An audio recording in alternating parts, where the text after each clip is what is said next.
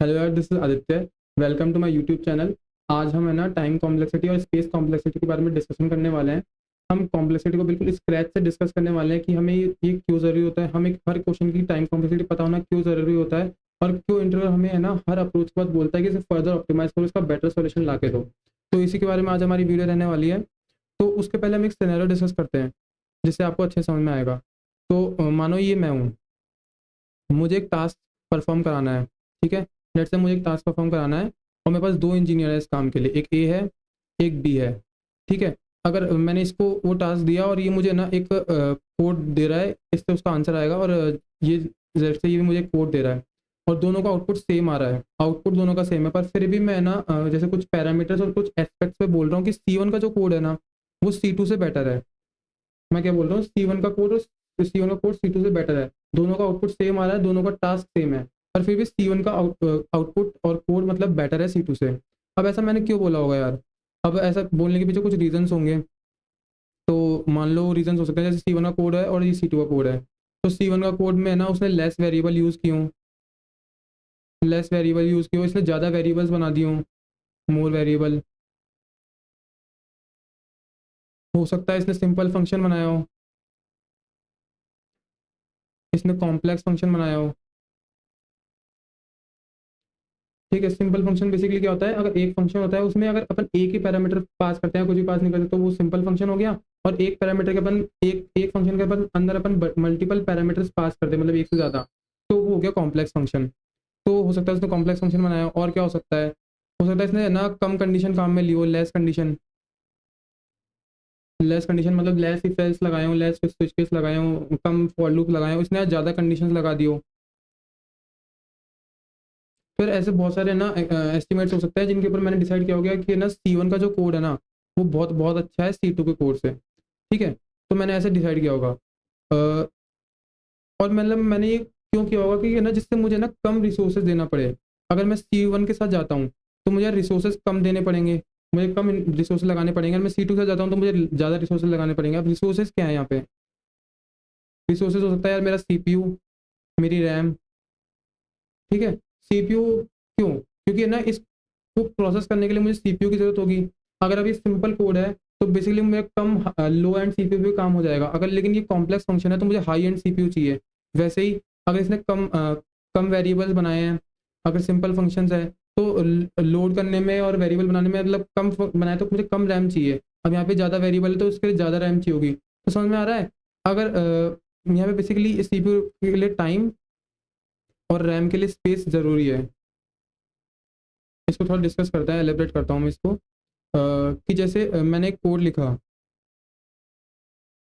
मान लो ये 1000 लाइन का कोड है। ठीक है, अब मान लो मेरे पास है ना 4 GB का 4 GB रैम है और i3 प्रोसेसर है। उस पे ना इस कोड को रन करने पे मेरे को 10 सेकंड लग रही है। जनरली मिली सेकंड्स में जाता है, पर एक बार के लिए अजूम के लिए मान लो 10 सेकंड लग रही है। 1000 लाइन के कोड को i3 प्रोसेसर पे 4 GB रैम के साथ रन करने पे मुझे 10 सेकंड लग रही है।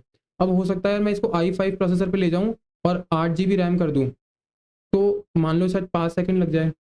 ठीक है, अगर मैं इसको i7 पे ले जाऊँ और लेट से 12 GB रैम कर दूँ, तो इसको 3 सेकंड लगे। मैं इसको फर्दर i9 पे ले जाऊँ और है ना इसी के साथ इसके ना 16 GB रैम कर दूँ, तो हो सकता है इसको 2 ही सेकंड लगे। तो देख रहे हो, ये डिपेंड कर रहा है आपके कंपाइलर पे, मतलब सॉरी आपके कंपाइलर पे नहीं, आपके है ना सिस्टम पे, सिस्टम प्रेफरेंस पे, सिस्टम के स्पेसिफिकेशंस पे डिपेंड कर रहा है कि है ना कितना जल्दी आपका कोड एग्जीक्यूट हो रहा है, कितना जल्दी आपका कोड रन हो रहा है।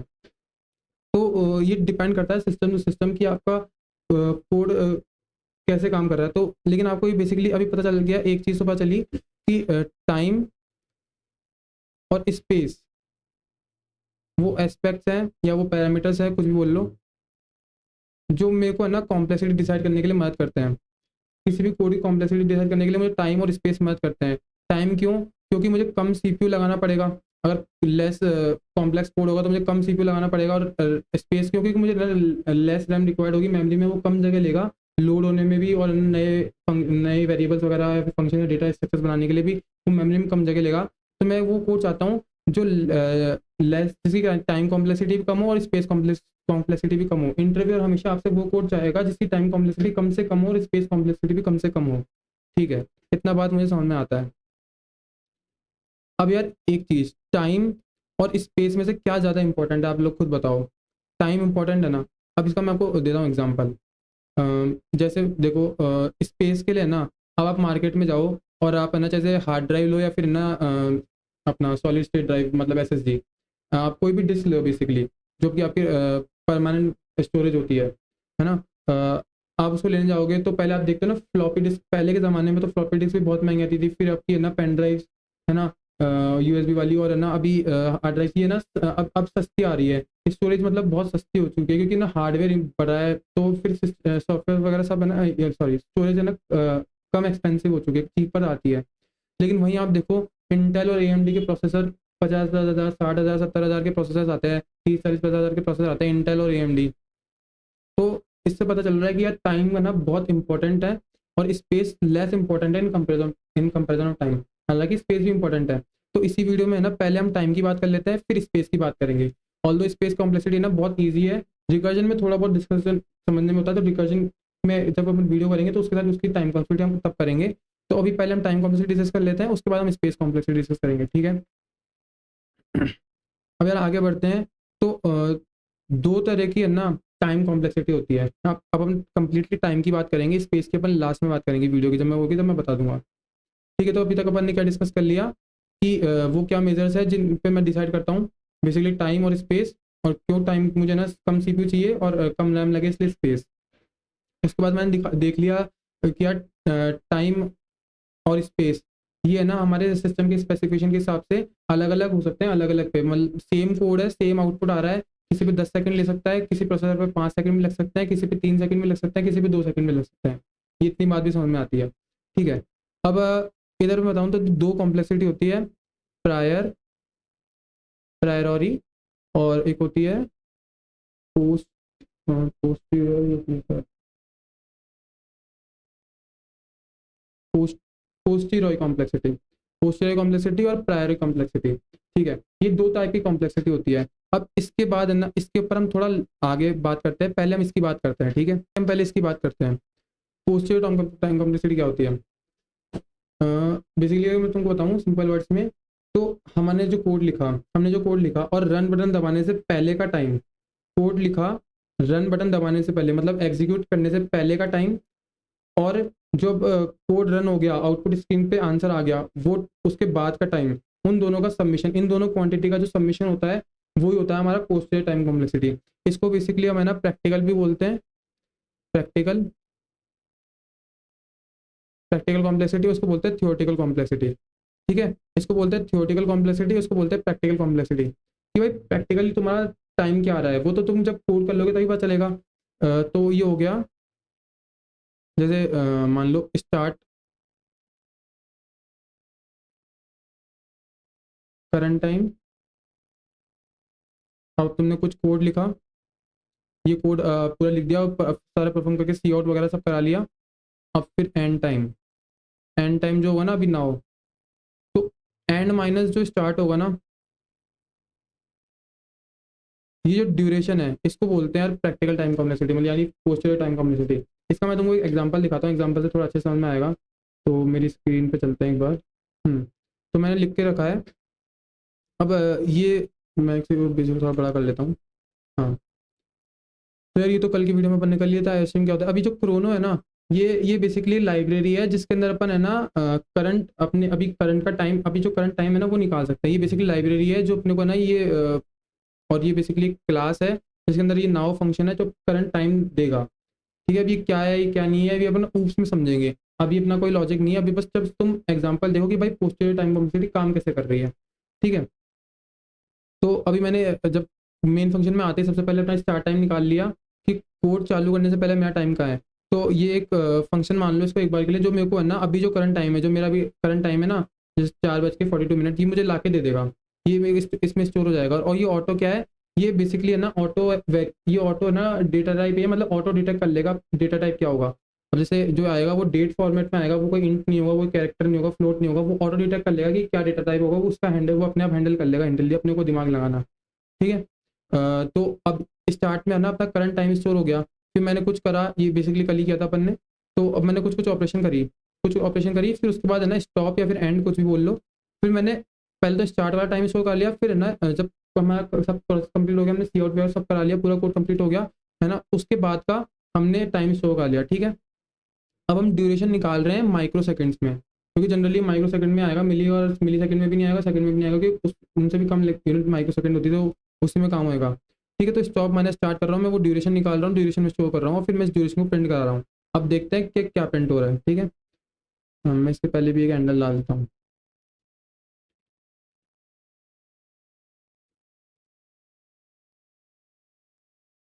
ठीक है, तो ये बोल रहा है कि 999 माइक्रो सेकंड्स।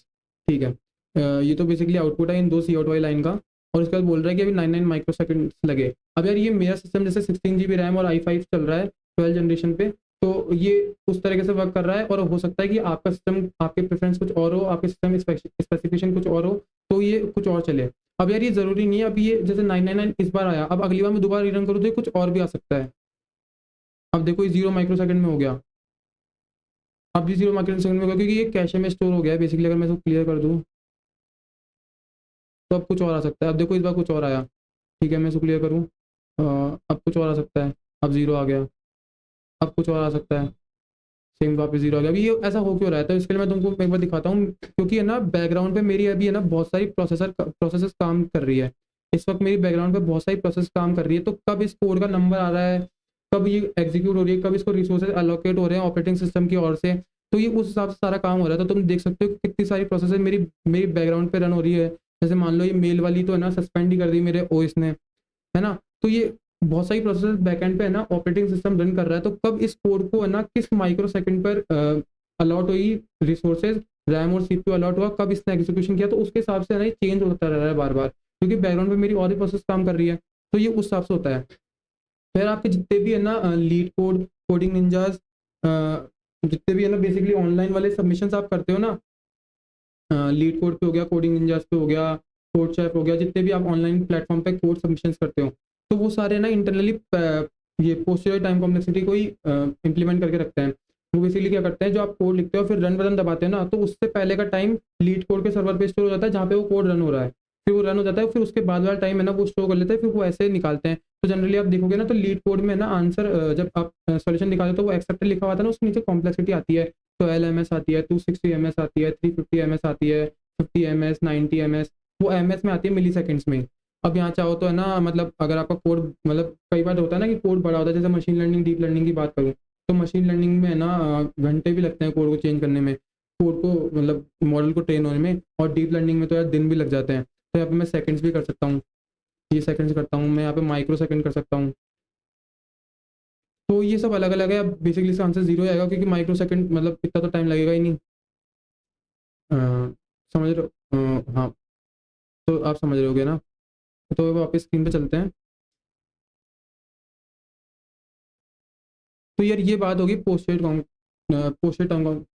कॉम्प्लेक्सिटी की। तो इसमें अपने देख लिया कि है ना ये डिपेंड करती है हर कंपाइलर टू कंपाइलर। अब लीड कोड पे भी अपना बार बार सबमिट करोगे, तो हो सकता है कि पहले अगर 10 आ रही है, तो अब 20 आ रही हो, अब 25 आ रही हो, या फिर अब 5 आ रही हो, क्योंकि वो बेसिकली लीड कोड के अलग अलग सर्वर पे रन होती है। जैसे मान लो अभी इस तरह सर्वर पर ट्रैफिक है, तो अभी आपका कोड इस सर्वर पे रन हुआ, अब मान लो लीड कोड के किसी और सर्वर पे रन हो रहा है, किसी और सर्वर पे रन होता है, वो चेंज होता रहता है। तो वो सारी है ना पोस्टेड टाइम कॉम्प्लेक्सिटी होती है। कईयों को मैंने देखा है, वो इसी पे कंपेरिजन लगा रहते हैं। वो बोलते हैं कि तेरा 260 में चल गया, मेरा 130 में चल रहा है, मेरा 50 में चल रहा है, मेरा 250 में चल रहा है। फिर वो इतना वो मतलब वो एक्चुअल टाइम कॉम्प्लेक्सिटी नहीं होती जो हम पढ़ते हैं, जो इंटरव्यू में पूछ जाती है ना। एक चीज़ है कि हमने देख तो लिया कि अब डिपेंड कर रही है, तो ये वेरी कर सकती है हर स्पेसिफिकेशन के हिसाब से। तो यार एक स्टैंडर्डाइज तरीका चाहिए था हमको, जिससे है ना हम टाइम कॉम्प्लेक्सिटी को मेजर कर सके। तो कुछ तो लोगों ने सोचा कि एक स्टैंडर्डाइज तरीका बनाते हैं, जिससे हम है ना टाइम कॉम्प्लेक्सिटी को मेजर कर सके। तो यार फिर आई गेम में ये थियोरेटिकल वाली टाइम कॉम्प्लेक्सिटी।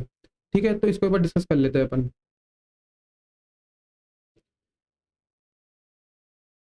स्पेलिंग देख लेना। पर टाइम कॉम्प्लेक्सिटी में क्या होता है, इसमें अपन क्या करते हैं, इसमें पहले कुछ नोटेशंस होते हैं, पहले मैं तुमको नोटेशंस के बारे में पढ़ाता हूँ। तो पहला तो होता है यार बिग ओ, फिर होता है ओमेगा, और एक और होता है थीटा।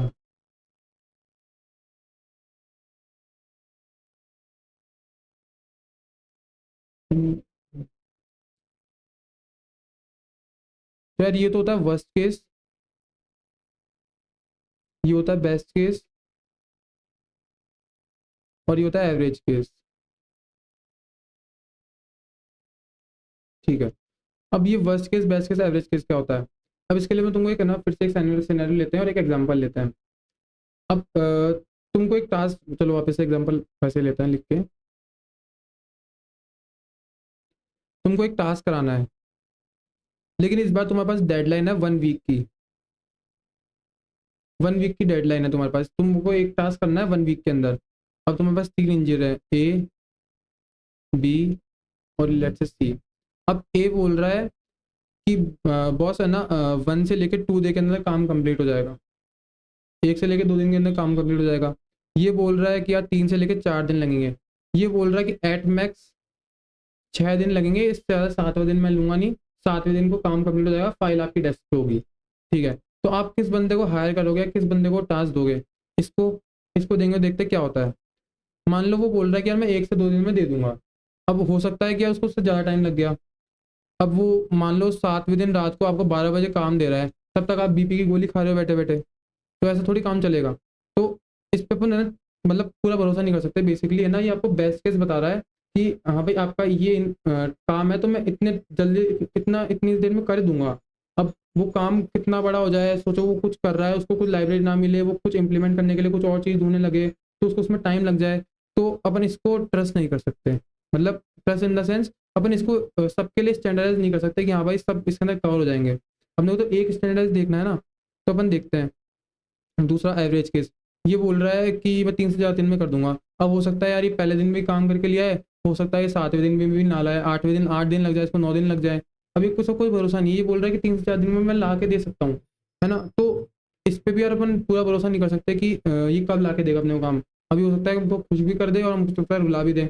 अब मैं इसको सेलेक्ट करूंगा, क्यों? क्योंकि इसमें श्योरिटी है कि छठे दिन एट मैक्स इतना ही गिरूंगा मैं, 6 दिन से ज़्यादा नहीं लूंगा टाइम, और 6 दिन के अंदर अंदर कैसे भी तुमको काम करके ला दूंगा। तो मैं इसको लूँगा। तो वही है, यहाँ पे है ना जो ओमेगा होता है ना, वो हमारे गिवन इनपुट के लिए हमें बेस्ट केस सिनेरियो बता देता है कि ये बेस्ट केस टाइम कॉम्प्लेक्सिटी है। लेकिन सोचो कि किसी और यूजर ने ना एन मतलब इनपुट का साइज़ ज़्यादा दे दिया हो, तो फिर ये फेल हो जाएगी, क्योंकि वो टाइम कॉम्प्लेक्सिटी जिसके साथ तुमने सोचा होगा उससे ज़्यादा लगेगा ना टाइम। तो और एवरेज एवरेज तुमने किसी इनपुट के लिए सोचा हो, लेकिन है ना उसका एवरेज दे दिया हो, लेकिन उससे ज़्यादा टाइम लग रहा है, तो भी ये गलत हो गया ना। लेकिन बात करें अगर वर्स्ट केस की, किसने बोला है कि यार ओ ऑफ जैसे मान लो एन लगेगा, एन टाइम लगेगा किसी भी टास्क को परफॉर्म करने में, इस टास्क को परफॉर्म करने में एन टाइम लगेगा। अब यार ये एन का एन स्क्वायर नहीं होगा, ये श्योरिटी यहाँ पे। तो तुमको पता है कि यार भाई कुछ भी कर लो, इस अप्रोच से मेरा एन में आंसर आ जाएगा, तो मेरा हमेशा बिग ओ लेते हैं। हाँ, इसलिए हम है ना हमेशा बिग ओ लेके चलते हैं, इसलिए हम है ना ओमेगा और है ना थीटा को इग्नोर करते हैं। तो ये बात तुम्हें समझ में आ गई होगी। तो अब हम है ना कंप्लीटली है ना टाइम कॉम्प्लेक्सिटी डिस्कस करने वाले हैं बिग ओ पर।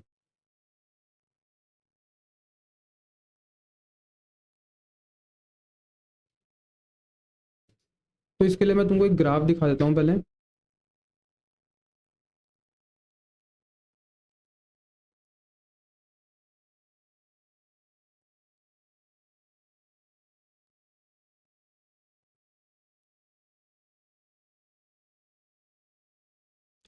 ठीक है, नहीं मेरे फेस क्या आ रहा होगा, हाँ, यहाँ कर दे।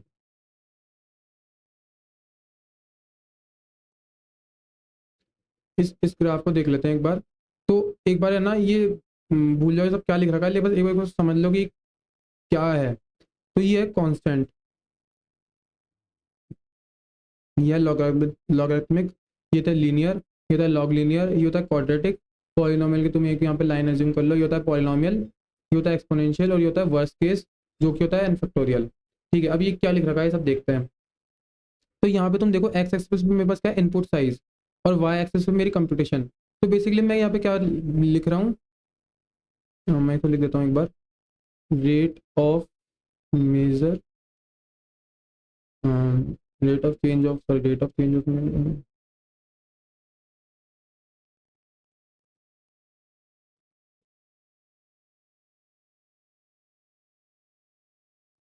Increasing input size. यार जैसे जैसे मेरा इनपुट साइज बढ़ रहा है ना, जैसे जैसे मेरा इनपुट साइज बन रहा है बढ़ रहा है, वैसे वैसे है ना मेरा कोड कितना कॉम्प्लेक्स हो रहा है, मतलब उसको कितनी कंप्यूटेशन करनी पड़ रही है, सीपीयू कितनी कंप्यूटेशन करनी, अब यहाँ पे टाइम की बात कर रहे हैं तो यहाँ पे सीपीयू की बात हो रही है, रैम की बात नहीं हो रही। ठीक है, तो जैसे जैसे मेरा इनपुट बढ़ रहा है वैसे वैसे मेरे सीपीयू कितनी कंप्यूटेशन करनी पड़ रही है, ये है ना, ये रेशियो को, ये इसको डिफाइन करता है time complexity. Time complexity basically कोई वो वर्ड नहीं है, मतलब कोई टर्म नहीं है या फिर कोई न्यूमेरिकल वैल्यू नहीं है, ये basically rate of increasing computation है, बट रेट इंक्रीजिंग साइज, जैसे जैसे मेरा साइज बढ़े वैसे वैसे मेरी कितनी कंप्यूटेशन बढ़ रही है, इसको इसकी रेट ये बताता है टाइम कॉम्प्लेक्सिटी। अब ये ओ ऑफ वन क्या है, ये सब अपन बात करेंगे कि ये ओ ऑफ वन क्या है, लेकिन बेसिकली तुम समझ लो कि ये ना, ये अच्छी होती है सबसे, उसके बाद ये, फिर ये, फिर ये, फिर ये, फिर ये और फिर ये। अगर इसका मतलब मैं तुमको प्रैक्टिकल एग्जांपल दूं, तो एक प्रैक्टिकल एग्जांपल लेते हैं तो तुम्हें समझ में आ जाएगा। जैसे मान लो n इक्वल टू 10 है, ठीक है। अब O of 10, O of 10 O of 1 ही होगी, क्यों होगी ओ ऑफ 10 ओ वन क्योंकि मैं बताता हूँ। अब जैसे मान लो 10 को एक बार 10 सेकंड्स मान लो, है ना, 10 को एक बार 10 सेकंड्स मान लो, तो मैं बोल रहा हूँ कि है ना मेरा कोड जो है इनपुट 10 है, तो इनपुट 10 है तो मेरा जो कोड की टाइम कॉम्प्लेक्सिटी होगी वो ओ ऑफ 10 होगी, पर मेरे को पता है कि वो 10 सेकंड होगी, तो जितने भी ना आपके कोड हो गए, लूप हो गए, उनके अपने को ना कोड एग्जीक्यूट करने से पहले हमें पता होता है कि ये इतना ही टाइम लेंगे, इस तरह टाइम ले लेंगे, तो हम उसको यार ओ ऑफ वन उसको कांस्टेंट बना देते हैं। बेसिकली ना कांस्टेंट ही तो है 10, तो इसको हम 1 से रिप्लेस कर देंगे कि हम इसको मान के चलेंगे कांस्टेंट टाइम कॉम्प्लेक्सिटी है। जितने जितने के भी है ना हमें पता होगा ना कि एट मैक्स इतना ही जा सकते हैं, तो उन जितने सेकंड जा सकते हैं, माइक्रो सेकंड जा सकते हैं, तो उनको हम सबको कांस्टेंट बना देंगे, मतलब इस ब्रैकेट के अंदर जितनी भी कांस्टेंट वैल्यू होगी ना उसको हम ओ ऑफ वन ही मान लेंगे। ये बेसिकली रूल है, रूल मान लो इसको, ठीक है। तो अगर ये कांस्टेंट टाइम कॉम्प्लेक्सिटी की बात करूँ तो ये ओ ऑफ वन होगा, अगर एन इक्वल टू 10 है। तो अगर मैं लॉग एन की बात करूँ, लॉग एन, हाँ basically log 10 n one, log 10 one ही होता है, लॉग 10 वन ही होता है, तो लॉग 10 वन ही होता है, ठीक है। अब है ना अब ये अगर अगर एन ई होता और मैं इसकी बात कर रहा होता तो मुझे 10 सेकंड्स लग जाते, इधर मुझे 1 सेकंड लगता, इधर भी मुझे 1 सेकंड लगता, इधर मुझे 10 सेकंड लग जाते। अब मैं एन लॉग एन की बात कर रहा तो मैं 10 इंटू 1 सेकंड, लॉग एन 1 होता है, तो मुझे 10 इंटू 1 सेकंड लग जाते, ठीक है। अगर मैं एन स्क्वायर की बात कर रहा होता तो मुझे 100 सेकंड्स लग जाते। इसी इनपुट के लिए मुझे अगर मेरा code O of one complexity का होगा तो मुझे 1 सेकंड लगता, लॉग एन कॉम्प्लेक्सिटी का होगा तो भी मुझे 1 सेकंड लगता। अगर ना n O of n complexity का होता तो मुझे 10 सेकंड्स लगते। इसी इनपुट के लिए अगर है ना एन स्क्वायर का होता तो मुझे ना 100, sorry sorry n log n है ये, एन लॉग एन है ना, एन लॉग एन का होता तो मेरे को है ना 10 सेकंड्स लगते। अगर एन स्क्वायर होता तो मेरे को 100 सेकंड्स लगते हैं। अगर एन क्यूब होता तो, अगर मेरा एन क्यूब का होता तो मेरे को 1000 सेकंड्स लगते हैं। इसी 10 इनपुट के लिए मेरे को 1000 सेकंड्स लगते हैं अगर मेरा कोड एन क्यूब का होता तो। अगर मेरा एक्सपोनेंशियल होता, मान लो 2 की पावर एन, तो यार 1024 लगते हैं ना। उसके बाद अगर ये वर्स्ट केस में चल जाता, मान लो मतलब इसकी टाइम कॉम्प्लेक्सिटी बिल्कुल फैक्टोरियल हो जाती है, एन फैक्टोरियल, ऐसा कहाँ गया, एन फैक्टोरियल हो जाती है, तो यार 10 का फैक्टोरियल एक बहुत बड़ा नंबर होता है, जो कि मैंने लिख रखा है, बता देता हूँ, 362800 ठीक है, तो ये होता है। तो यार दिन देख सकते हो कि जब है ना कोड की कॉम्प्लेक्सिटी हमारी एन फैक्टोरियल हुई, तो इतने सेकंड्स मेरे को है ना केवल इतने छोटे से इनपुट को प्रोसेस करने में लग गए। केवल इतने छोटे से इनपुट को प्रोसेस करने पे एन इक्वल टू 10 के में मेरे को है ना इतने सेकंड्स लग गए, अगर मेरा कॉम्प्लेक्स इतना कॉम्प्लेक्स कोड है। तो तुम देख सकते हो कि यार ये सबसे बेस्ट है, फिर ये, फिर ये, फिर ये, फिर ये, फिर ये और सॉरी बेसिकली फिर ये, है ना। तो तुम्हें समझ में आ रहा है, तो तुम्हें चार्ट समझ में आ रहा है कि कैसे है ना इनपुट साइज बढ़ने पर मेरे नंबर ऑफ कंप्यूटेशंस बढ़ते जा रहे हैं। मेरा जब ना इनपुट साइज मान लो कितना भी हो, मतलब 1 से लेके एन, एन भी इनपुट साइज है ना, 1 से लेके एन भी इनपुट साइज है, और मेरा कोड ओ वन है तो मेरा ओ वन ही रहेगा, ठीक है। अगर अब 1 से लेके एन इनपुट साइज है तो मेरा लॉग एन, ठीक है। अब 1 से बढ़ता बढ़ता बढ़ता एन तक पहुंच गया तो लीनियर, अब 1 से बढ़ता बढ़ता एन तक पहुंच गया, अगर मेरा कोड एन लॉग एन का, तो n log linear time complexity लगेगी। मतलब बेसिकली बता रहा है कि ये कोड कितनी टाइम कॉम्प्लेक्सिटी में सॉल्व हो रहा है, ठीक है। तो ये समझ में आता है। इसके बाद क्या बच गया,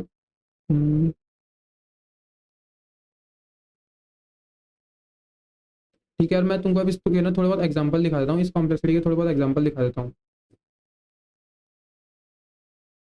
तुमको ये समझ में आ गया ना, तो अब इसके कुछ एग्जांपल देख लेते हैं। तो यार बेसिकली मैंने कल की वीडियो देखी होगी, मैंने उनको बोला था कि फॉर लूप्स पे ना पैटर्न के क्वेश्चंस करना, तो थोड़े बहुत पैटर्न क्वेश्चंस हैं, मैं तुमको बेसिकली एक बार पैटर्न बना के दिखाता हूँ कैसे बनते हैं, उसके बाद अपन ये क्वेश्चंस करते हैं। जैसे मैंने लिया for int i is equals to 0, या आई शायद ऊपर वाला एग्जाम्पल 1 ले रखा है मैंने, हाँ 1 ले रखा है, तो उसको 1 ही ले लेते हैं यार। I less than equal to n, i plus plus, sorry i plus plus,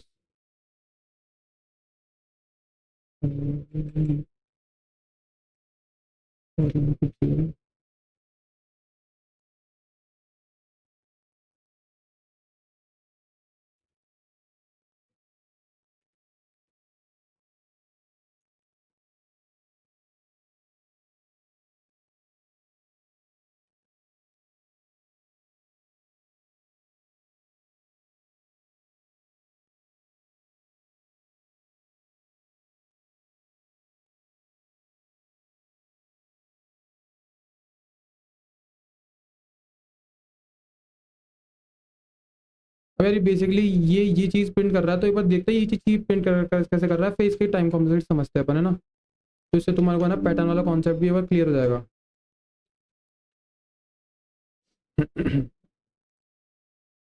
ठीक है, ये कुछ लिख रखा है मैंने, 2 नेस्टेड लूप्स बोलते हैं बेसिकली इसको, उसके बाद समझते हैं कि मैंने क्यों लिखा है। कलर वाइट, ठीक है।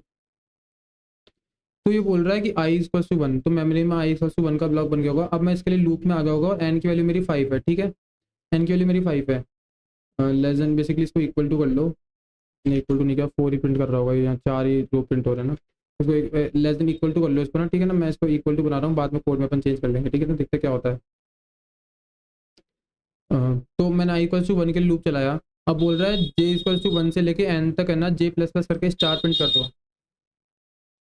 तो आई इक्वल टू 1 से लेके स्टार्ट करना है, और जे इक्वल टू 1 से लेके एन तक स्टार प्रिंट कर दो, तो मतलब 5 बाय स्टार 1 से लेके, अब 1 के लिए स्टार प्रिंट हुआ होगा, फिर दोबारा लूप आया होगा, 2 के लिए स्टार प्रिंट हुआ होगा, 3 के लिए स्टार प्रिंट हुआ होगा, 4 के लिए स्टार प्रिंट हुआ होगा, और 5 के लिए स्टार प्रिंट हुआ होगा। अभी 5 के लिए स्टार प्रिंट होगा इक्वल टू, अब 6 के लिए जब होने गया होगा तो कंडीशन ब्रेक होगी, इस लूप से वो बाहर आ गया होगा। अब उसके बाद बोल रहा है वो एंड है, अब नेक्स्ट लाइन में आ जाओ, तो मतलब पहली लाइन ये थी, अब वो नेक्स्ट लाइन में आ गया यहाँ पे, ठीक है। अब बोल रहा है आई इक्वल टू 2 के लिए, आई इक्वल टू 2 के लिए कंडीशन ट्रू है, लेस देन 5 है, तो अब 2 के लिए फिर से 1 से लेके एन तक स्टार पैटर्न प्रिंट करो, तो ये वापस से स्टार पैटर्न करेगा 1 2 3 4 5, फिर ये बोलेगा ये लूप खत्म होने के बाद एंड नेक्स्ट लाइन पे आ जाओ। फिर उसके बाद है ना आई इक्वल टू 3 के लिए, 3 के लिए वापस 1 से लेके एन तक स्टार पैटर्न प्रिंट करो, 1 2 3 4 और ये 5, ठीक है। फिर वापस है ना एंडल हो जाएगा, उसके बाद वापस आई इक्वल टू 4 के लिए, और ऐसे ही same to same i equal to 5 के लिए स्टार पैटर्न प्रिंट हो जाएगा।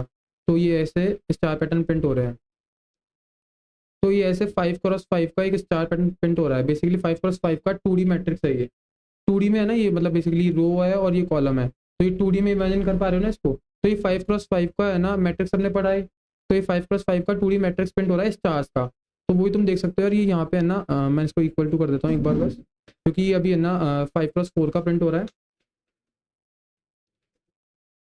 अभी यहाँ पे 5x5 का प्रिंट हो रहा है, देखो इसमें 4 थे इसमें 5 है, ठीक है। तो एक बार डिलीट कर देते हैं। अब मैं तुमको बताना क्या चाहता हूँ, अब यहाँ पे इसकी कॉम्प्लेक्सिटी डिस्कस कर लेते हैं पहले एक बार, फिर ऊपर वाले एग्जांपल्स देखेंगे।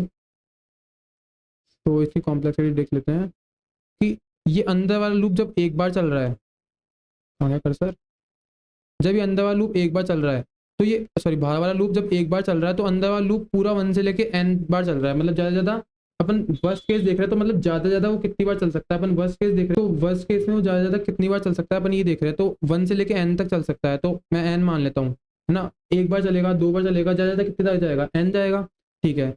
अब जब आई को 2 के लिए चलेगा तो भी एन जाएगा, जब आई इक्वल टू 3 के लिए चलेगा तब भी एन जाएगा। अब जैसे इधर इधर वर्स्ट केस ले रहे हैं, तो इधर भी वर्स्ट केस ले सकते हैं, जब ये एन एन बार चलेगा तो ये ज़्यादा ज़्यादा एन बार जाएगा, ठीक है। तो इसकी कॉम्प्लेक्सिटी हो गई एन स्क्वायर, समझ में आ रहा है तुमको, मतलब ज़्यादा ज़्यादा ये एन स्क्वायर बार आ जाएगा ना, इससे ज़्यादा तुम जाएगा। मैं बोल रहा हूँ जैसे अपन ये सी वाला बंदा है, ये बोल रहा है कि भाई मैं ज़्यादा ज़्यादा 6 बार 6 दिन के अंदर काम करके ला दूंगा, तो ये एन स्क्वायर हो गई, क्वाड्रेटिक टाइम कॉम्प्लेक्सिटी हो गई इसकी, समझ रहे हो, इस कोड की टाइम कॉम्प्लेक्सिटी हो गई क्वाड्रेटिक, ये ज़्यादा ज़्यादा एन स्क्वायर में ये वाला कोड कंप्लीट कर देगा। अब एन कम हो या ज़्यादा हो उसके हिसाब से ना ये मतलब समझ रहे हो ना, एन स्क्वायर में कैसे कर देगा, तो बेसिकली ऐसे प्रिंट कर रहा है एन स्क्वायर, ठीक है। मैं तुमको थोड़े से और पैटर्न दिखा देता हूँ।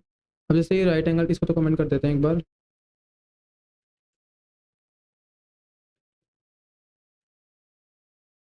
अब ये देखते हैं राइट एंगल ट्रायंगल क्या है। अब इसका कोड देखते हैं राइट एंगल ट्रायंगल का। ये भी यार 1 से लेके n तक चल रहा है, और इसके लेकिन इसका अब इसकी डिपेंडेंसी देखो, इसको लेके चलता हूँ वहाँ से वहाँ तक। अब इसकी कॉम्प्लेक्सिटी बात तुम सोचो, फिर मैं बताता हूँ क्या होती है। इसमें ये राइट एंगल ट्रायंगल प्रिंट हो रहा है, समझ रहे हो ना, ये देखना। तो पर अपन चलते स्क्रीन पे।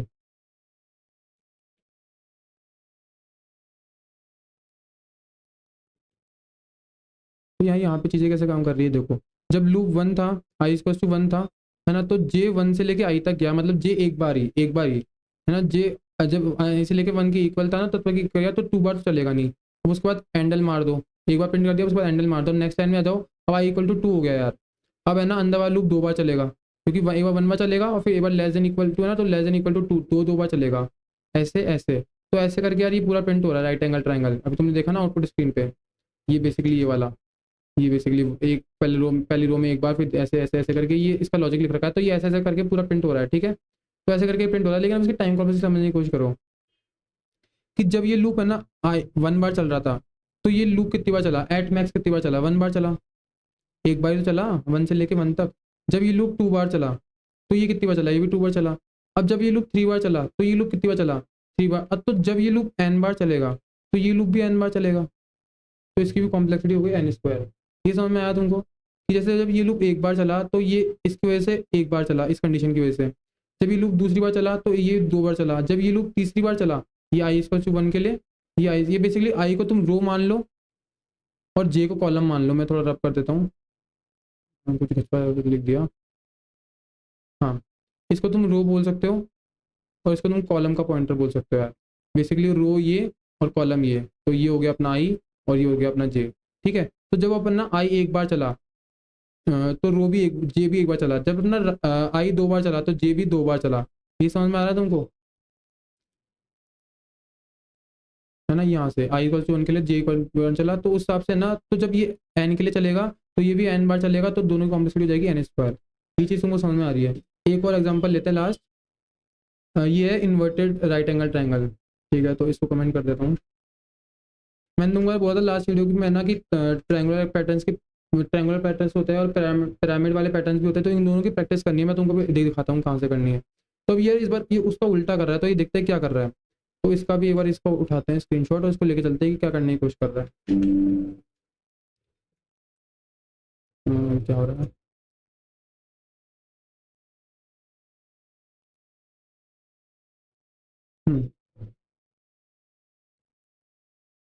Inverted right angle triangle. अब ये यहाँ पे उल्टा चल रहा है, n इक्वल टू 5 था मेरा, याद रखना, ठीक है, n इक्वल टू 5। तो बोल रहा है फिफ्थ बार n इक्वल टू 5 में तुम है ना 1 से लेके i तक, मतलब जब i इक्वल टू 5 था, तो j इक्वल टू 1 से लेके 5 बार, मतलब एक बार, 2 बार, 1 बार, 2 बार, 3 बार, 4 बार और 5 बार। 5 बार क्योंकि equal to less than equal to है, तो 5 बार 6 बार में रुक जाएगा। तो 6 बार तुम स्टार प्रिंट कर दो, उसके बाद हैंडल मार दो, नेक्स्ट लाइन में आ जाओ। अब है ना n को 1 से कम कर दो, तो 5 5 4 हो जाएगा। अब 4 बार, अब i इक्वल टू 1 से लेके 4 बार, तो ये 1 2 3 4 है ना। अब ये 4 से 3 हो जाएगा, फिर हैंडल मर जाएगा, और फिर 3 से लेके, सॉरी 3 बार हो जाएगा ना, हाँ, तो ये 3 बार हो गया। 1 से लेके 3 बार, तो 1 2 3। फिर जब ये 2 हो जाएगा, तो 1 2 2 ही, और फिर ये जब 1 हो जाएगा, तो ये तो ये ऐसे इन्वर्टेड ट्रायंगल प्रिंट हो रहा है। ये जैसे यहाँ पे आ रहा था ना, ये इन्वर्टेड ट्रायंगल, पहले 5 फिर 4 फिर 3 फिर 2 फिर 1, तो ये ऐसे प्रिंट हो रहा है। अब इसके बाद कॉम्प्लेक्सिटी पर नजर डालते हैं कि जब बाहर वाला लूप n बार चला, तो अंदर वाला लूप कितनी बार चला। जब बाहर वाला लूप n बार चला, तो 1 से लेके i तक चला, जब i n था, तो अंदर वाला लूप i से n था, तो इसकी तो कॉम्प्लेक्सिटी तुमको यहीं पे समझ में आ जाएगी कि इसकी भी n² होगी। तो समझ में आ रहा है तुमको, क्योंकि जब इधर n-1 के लिए चला, तो ये वाला लूप भी n-1 के लिए चला। जब ये n-2 के लिए चला, बेसिकली मैं i-1 i-2 कर रहा हूँ, कि अपन यहाँ पे माइनस माइनस कर रहे हैं, तो भी ये ना n-1 के, तो ये n-2 के लिए चला। तो यहाँ पे तुम्हें समझ में आएगा कि n² इसकी भी टाइम कॉम्प्लेक्सिटी कैसे आ रही है, ठीक है। मैं तुमको सजेस्ट करूँगा कि तुम है ना थोड़े पैटर्न प्रॉब्लम्स करो, तो इससे तुमको है ना लूप कैसे काम कर रहा है ये पता चल जाएगा। आपको हर एक लाइन को करो। कई लोग इसमें ना कंफ्यूज हो जाते हैं कि यार ये रो, मैंने तुमको बता तो दिया रो, तुमको बता तो दिया रो और कॉलम, पर है ना बहुत सारे बच्चे इसमें कंफ्यूज होते हैं कि रो ऐसे काम कर रही है। ये इतना तुम यहाँ पे रो वाइज मत सोचा करो। पहले तुम देखा करो कि आई 1 से चल रहा है, तो उसके लिए पहले सारे जे चला दूँ, फिर i 2 के लिए चल रहा है, तो उसके लिए सारा जे चला दूँ, फिर 3 के लिए चल रहा है, तो जे चला दूँ। तो ऐसे लूप काम करता है।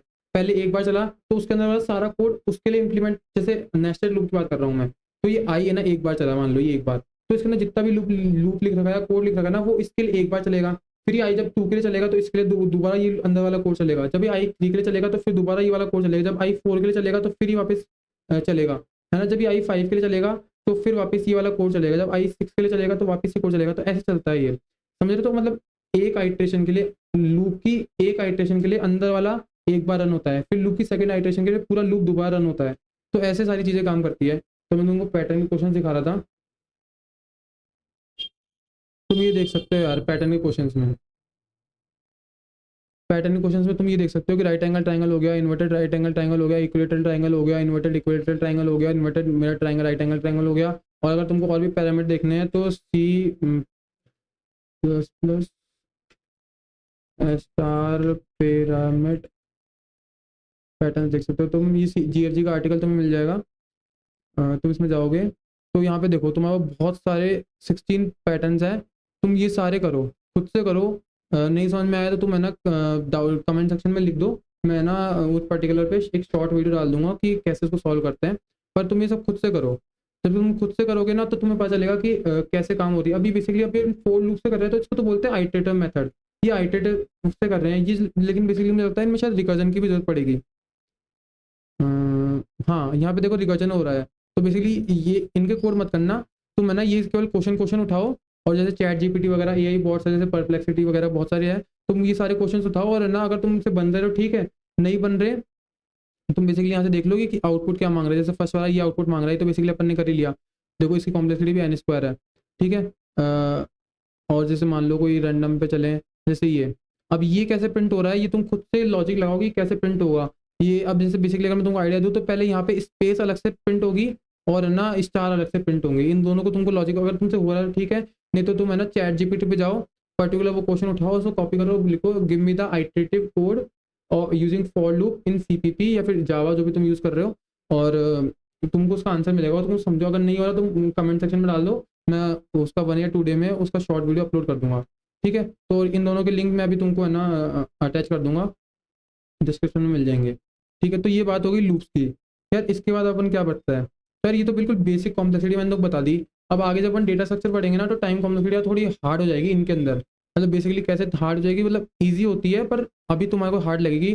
पर तुमको जस्ट एक टेस्ट देने के लिए, अब वो चार्ट कहाँ गया, कॉपी होगा ना,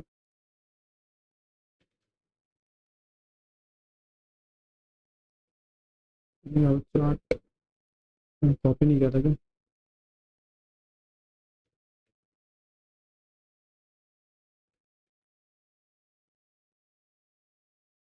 ठीक है।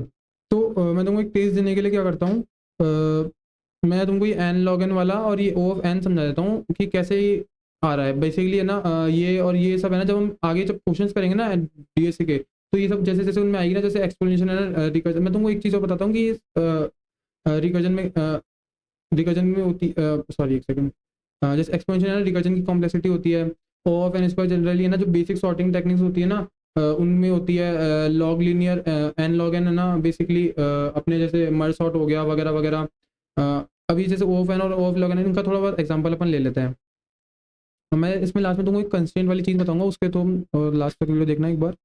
तो जैसे मान लो एरे, तो मैं तुमको थोड़ा सा बताता हूँ। जैसे मान लो ये मेमोरी में एक ब्लॉक है, इसको जैसे हम A बोलते हैं, इसके अंदर 1 स्टोर है। अब मान लो ये मेमोरी के ब्लॉक है, बड़ा सा मेमोरी का ब्लॉक है, इसके अंदर बहुत सारी चीज़ें स्टोर है, 1 2 3 4 5 6 7 8, ठीक है। मान लो कुछ भी स्टोर है इसके अंदर।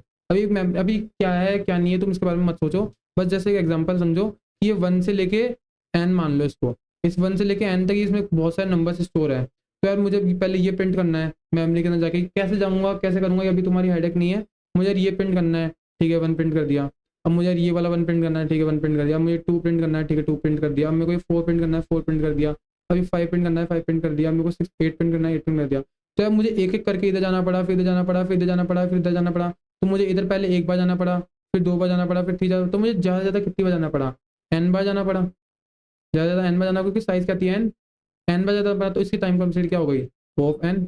मतलब यहाँ से लेके अगर मैं i यहाँ लिखूँ और i लेस देन n लिखूँ, i लेस देन n या इक्वल टू n है ना, तो मुझे यहाँ तक जाने के लिए टाइम कॉम्प्लेक्सिटी n लगी।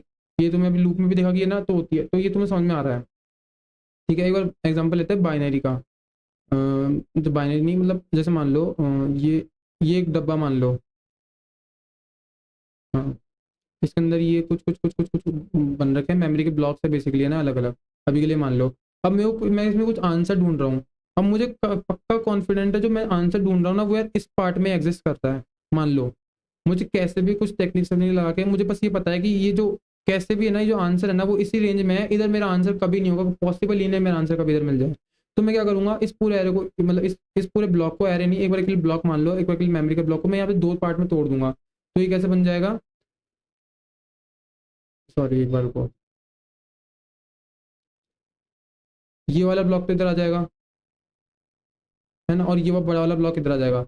अब मैं इधर तो कभी जाऊंगा ही नहीं क्योंकि मुझे पता है आंसर इधर ही है। अब इसमें भी मैंने कुछ टेक्निक लगाई कि मुझे पता है कि यार ये वाला जो है ना, इसमें कभी आंसर नहीं होगा, इसी पार्ट में आंसर है। तो मैं फिर से इसको दो पार्ट में तोड़ दूंगा, जिसमें मैं इसमें दोबारा कभी जाऊंगा नहीं, इसमें जाऊंगा। ठीक है, अब लेट से मैं इसमें गया तो मुझे यहाँ पे आंसर मिल गया, समझ रहे हो, मुझे यहाँ पे आंसर मिल रहा।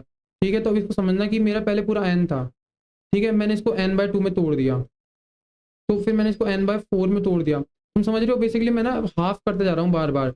जो मेरा n था ना, जो मैं इनपुट था ना, उसको मैं बार बार हाफ करते जा रहा हूँ, तो मेरे ऑपरेशंस भी कम लगेंगे। तो क्योंकि अपन ने क्या पढ़ा, टाइम कॉम्प्लेक्सिटी क्या होती है, रेट ऑफ इंक्रीजिंग इनपुट, और उसके कॉरस्पॉन्डिंग कितने है ना ऑपरेशन बढ़ रहे हैं।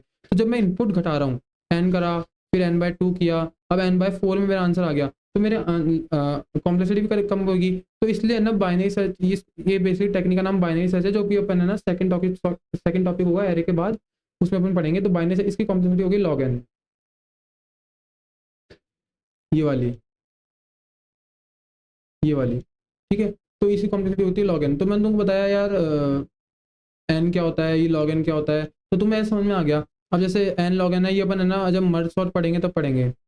मर्ज सॉर्ट की बेसिकली ये होती है ना, एन स्क्वायर, ये अपन सॉर्टिंग टेक्निक्स पढ़ेंगे तब अपन देख लेंगे, जब बेसिक सॉर्टिंग टेक्निक्स पढ़ेंगे तब अपन इसमें आएगा। अब 2 की पावर n जब ये अपन रिकर्जन पढ़ेंगे, बैक ट्रैकिंग पढ़ेंगे ना, तभी आएगी जनरली। ऑफ वर्स एन, ये तो शायद कभी आएगी नहीं, मेरे कभी आई नहीं और आनी भी नहीं चाहिए, तो बचेंगे इससे, तो है ना इसका। तो यार अब अपना ना एक बस लास्ट टॉपिक बच गया है, जो कि है ना कंस्टेंट्स पे होने वाला है। कंस्टेंट बेसिकली क्या होते हैं, तुम जब है ना लीड कोड के क्वेश्चंस करोगे, जब अपन आगे वाले क्वेश्चंस करेंगे तो उसमें देखेंगे कि नीचे ना कंस्टेंट का एक सेक्शन होता है, उसके अंदर कंस्टेंट गिवन होते हैं, जो बेसिकली है ना कुछ 10 की पावर में होता है। लेकिन उसके पहले मैं तुमको बताता हूँ कि सी प्लस प्लस जो होती है ना, सी प्लस प्लस की बात कर रहा हूँ मैं स्पेसिफिक। तो सी प्लस प्लस में तुम एट मैक्स है ना 10 की पावर 8 ऑपरेशन एक बार में कर सकते हो, 10 की पावर 8 ऑपरेशन एक बार में कर सकते हो। तो जैसे ना कंस्टेंट गिवन होते हैं कि जैसे मान लो 10 की पावर 8, 10 की पावर 7, 10 की पावर 6। अगर तुमको ऐसे कंस्टेंट गिवन है, तो यार तुमसे वो क्वेश्चन चाहता है कि तुम इसको O ऑफ n में सॉल्व करके दो। ठीक है, अगर मान लो 10 की पावर 5 गिवन है, तो वो चाहता है कि यार तुम इसको n log n में लेके आओ। ठीक है, O of n log n में इसको लेके आओ। अगर इससे भी नीचे कंस्टेंट है, जैसे कि मान लो 10 की पावर 4 मान लो, 10 की पावर 3 मान लो, तो क्वेश्चन बोल रहा है तुम इसको चलो O ऑफ n स्क्वायर तक इसका आंसर ले आओ।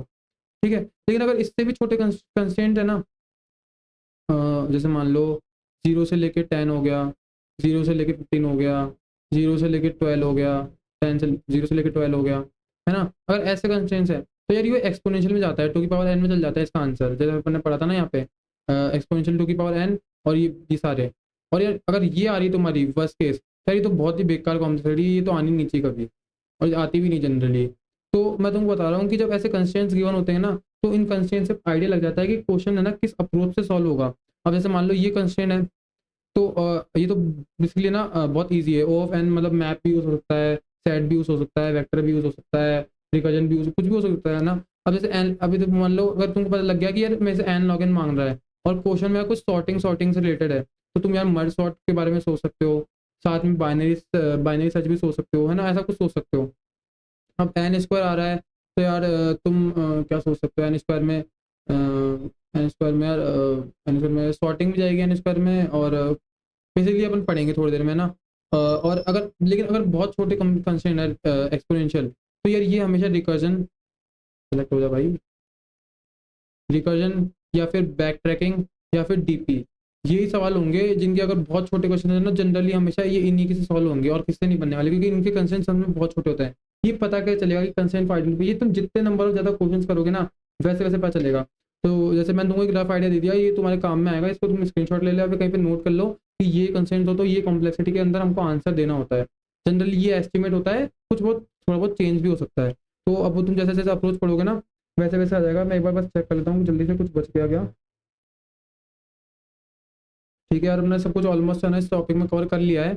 तो एक बार समाप्त कर लेते हैं अपन ने शुरू से क्या देखा। तो यार पहले अपन ने देखा कि है ना हमें है ना किन मेजर्स की ज़रूरत है कि जिससे हम अपने है ना कोड की कॉम्प्लेक्सिटी को डिफाइन कर पाएँ। उसके बाद अपन ने देख लिया कि यार हर सिस्टम के अनुसार है ना हमारी जो कॉम्प्लेक्सिटी है वो अलग अलग हो सकती है। जैसे मान लो किसी और प्रोसेसर पे कुछ और आ रही है, किसी और प्रोसेसर पे कुछ और आ रही है, किसी पे कुछ और आ रही है। फिर हमने देखा यार कि टाइम और स्पेस वो एस्पेक्ट्स हैं जिनसे हम है ना कॉम्प्लेक्सिटी को डिफाइन करते हैं। उसमें भी है ना स्पेस, अच्छा स्पेस बच गया ना, थोड़ा सा मैं बताता हूँ स्पेस के बारे में ना। स्पेस स्पेस इतना इंपॉर्टेंट नहीं है क्योंकि ना स्पेस इजीली अवेलेबल है, और है ना टाइम इंपॉर्टेंट है। ठीक है, टाइम में फिर अपन ने प्रायरी पढ़ी और पोस्टीरियरी पढ़ी। पोस्टीरियरी वो होती है जो है ना अपना एंड माइनस स्टार्ट, जो ये जो ड्यूरेशन होता है इसको बोलते हैं पोस्टीरियरी, और सारे है ना प्लेटफॉर्म इसको इंटरनली लेते हैं। लेकिन हमें एक है ना स्टैंडर्ड मेथड की जरूरत थी जो ना हम बेसिकली कोड जाने से पहले, आउटपुट लाने से पहले, रन करने से पहले हम बता दे पाएँ कि है ना थियोरेटिकली कि क्या कॉम्प्लेक्सिटी होने वाली। तो हमने प्रायरी बता दिया, इसको डिफाइन कर लिया। अब फिर इसके अंदर अपन 3 नोटेशन पढ़े, बिग ओ, ओमेगा और थीटा। अब बिग ओ होता है वर्स्ट केस, ओमेगा होता है बेस्ट केस, और थीटा होता है एवरेज केस, है ना। हमने हमने देख लिया कि ये तीनों क्या होते हैं। तो हमने देखा कि यार हमको अगर ओमेगा पता चल जाए तो वो सबसे सही रहेगा। तो हमने ओमेगा के अंदर सारे नोटेशन देखे, जिसमें हमें पता चला कि इनपुट जैसे जैसे बढ़ाते हैं तो उस हिसाब से जितने जितने कंपटीशन बढ़ते हैं तो उसके हिसाब से हमारे पास बहुत सारी वेरियस टाइप की कॉम्प्लेक्सिटी होती है। तो सबसे अच्छी होती है कॉन्स्टेंट, उसके बाद होती है लॉगरिथमिक, उसके बाद होती है लीनियर, उसके बाद होती है लॉग लीनियर, फिर होती है क्वाड्रेटिक, फिर होती है पॉलिनोमियल, फिर होती है एक्सपोनेंशियल, फिर होती है वर्स्ट केस जो कि होती है एन फैक्टोरियल।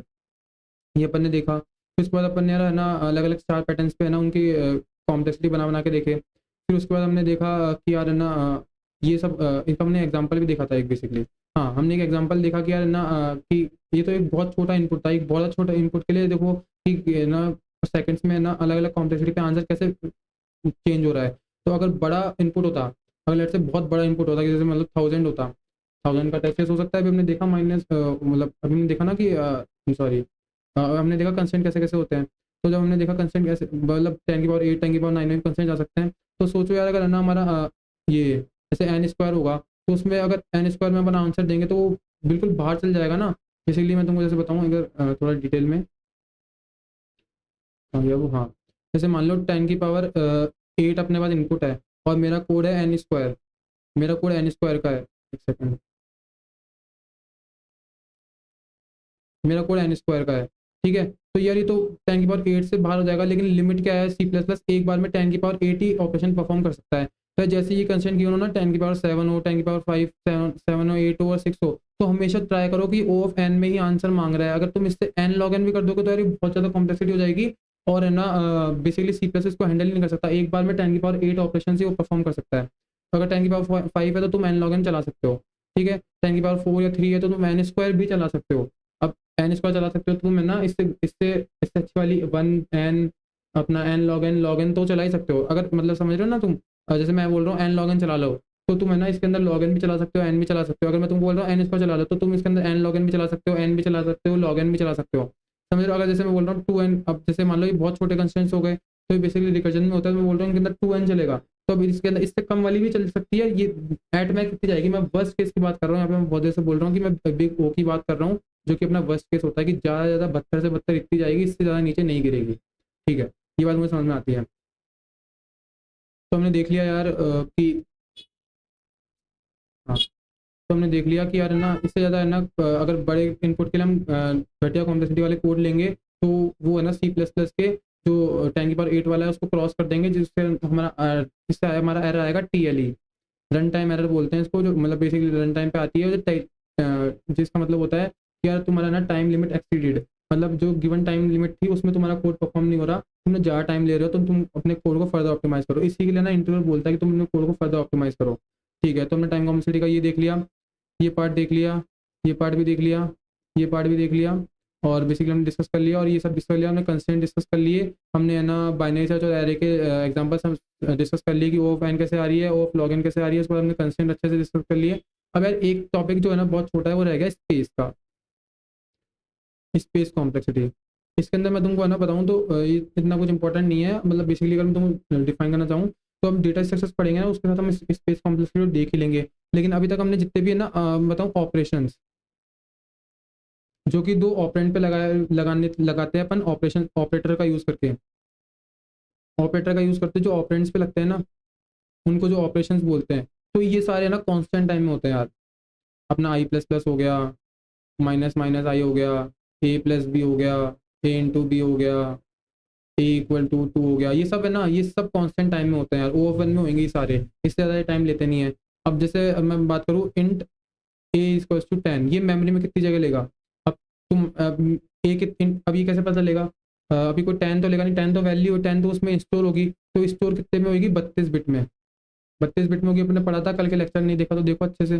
तो 32 बिट को 4 बाइट की फॉर्म में रिप्रेजेंट करते हैं। तो मैं बोलूँगा ओ ऑफ 4 में होगी। और मैंने तुमको भी थोड़ी देर पहले बताया कि यार इसके अंदर जो भी कॉन्स्टेंट वैल्यू आती है उसको अपन ओ ऑफ 1 ही बोलते हैं। तो स्पेस कॉम्प्लेक्सिटी इसकी भी ओ ऑफ 1 होगी। तो समझ में आ रहा है कि मतलब इंट हो, कैरेक्टर हो, फ्लोर हो, डबल हो, बुलियन हो, उन सब की कॉम्प्लेक्सिटी डिफाइन करने की ओ ऑफ 1 होगी। जितने भी ऑपरेशंस होंगे उनकी कॉम्प्लेक्सिटी भी ओ ऑफ 1 होगी। जितने भी अपने है ना इफ कंडीशंस होगी, इफ कंडीशंस हो गई, जो इफ कंडीशन के लिए जो चेकिंग होती है ना, ये चेकिंग, इस कंडीशन को चेक करने का भाई ओ ऑफ 1 होगा। अब यहाँ पे जो कोड अलग अलग हो सकता है यार, वो कोड पे डिपेंड होगा कि वो क्या कोड लिख रहा है, उसके हिसाब से उसकी कॉम्प्लेक्सिटी अलग हो सकती है। पर ये कंडीशन चेक करने की भी है ना ओ ऑफ 1 होगी। अब एल्स इफ में भी, जैसे एल्स इफ में भी अपन कंडीशन चेक करेंगे तो उसकी भी ओ ऑफ 1 होगी। अपन स्विच केस होता है, स्विच केस के अंदर ना जैसे मान लो कोई आया, मतलब a equal to 1, a equal to जैसे मान लो 10 के लिए आया, मैंने यहाँ पे 10 केस लिख रखे थे। अब स्विच केस में जैसे 10 आया तो वो इसको भी एग्जीक्यूट नहीं करेगा, किसी को एग्जीक्यूट नहीं करेगा, वो सीधा 10 पे आ जाएगा। तो वो इनको किसी को नहीं लेके आ रहा। अगर पहले पहले इसको भी कर रहा होता, इसको भी कर रहा होता, इसको भी कर रहा होता, इसको भी कर रहा होता, इसको भी कर रहा होता, तो अपन बोलते हैं कि यार वापस से एन हो गया। लेकिन एन नहीं हुआ, यहाँ पे सीधा ओ 1 होगी, क्योंकि वो सीधा उसको पता है कि 10 के लिए मुझे एग्जीक्यूट करना है, तो वो केस 10 पे चल जाएगा। तो यहाँ पे भी ओ 1 होगी। अगर वो पहले 1 को भी कर रहा होता, 2 को भी कर रहा होता, 3 को भी कर रहा होता, 4 को भी कर रहा होता, 5 को भी कर रहा होता, 6 को भी कर रहा होता, 7 को भी ऐसे कर रहा होता, तो हमको बोलते हैं इसको 1 से लेकर पूरा 10 तक। तो इसकी ओ ऑफ ए है ना, तो ओ ऑफ ए कॉम्प्लेक्सिटी हो जाती है, ओ ऑफ एन कुछ भी बोल लो। लेकिन ये सीधा उस 10 को जाके एग्जीक्यूट करेगा, तो इसकी मतलब ओ ऑफ 1 हो गई टाइम कॉम्प्लेक्सिटी। ठीक है, इतनी बात समझ में आती है। तो स्पेस कॉम्प्लेक्सिटी को भी यार अपन ने अच्छे से डिस्कस कर लिया है। बेसिकली स्पेस कॉम्प्लेक्सिटी में इतना ही था, इसलिए अपन इसको इतना प्रायोरिटाइज भी नहीं करते। अपन टाइम कॉम्प्लेक्सिटी को बहुत ज़्यादा प्रायोरिटाइज करते हैं, जैसा कि अपन ने यहाँ पे पढ़ा है। स्पेस कॉम्प्लेक्सिटी और ना टाइम कॉम्प्लेक्सिटी अब अपन की तरफ से अच्छे से हो गया है। अब है ना अपन हर क्वेश्चन की स्पेस कॉम्प्लेक्सिटी और टाइम कॉम्प्लेक्सिटी देखते रहेंगे, और जहाँ जरूरत होगी ना हर क्वेश्चन के हिसाब से उसको फर्दर ऑप्टिमाइज करते रहेंगे। अब है ना एक चीज़, रिकर्जन में यार थोड़ा बहुत है ना स्पेस और टाइम कॉम्प्लेक्सिटी का कॉन्सेप्ट थोड़ा चेंज हो जाता है। तो जब रिकर्जन की अपन वीडियो करेंगे ना, तो उसके